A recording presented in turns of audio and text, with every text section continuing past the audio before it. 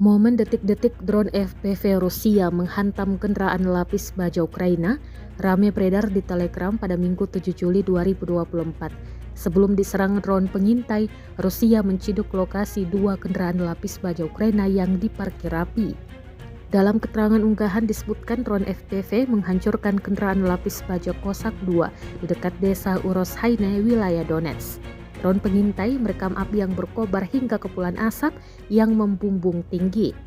Beruntung tak ada korban jiwa yang dilaporkan dalam serangan ini. Diketahui Kosek adalah keluarga pengangkut personel lapis baja Ukraina dengan lambung V yang dimaksudkan untuk mengangkut personel dan berbagai muatan.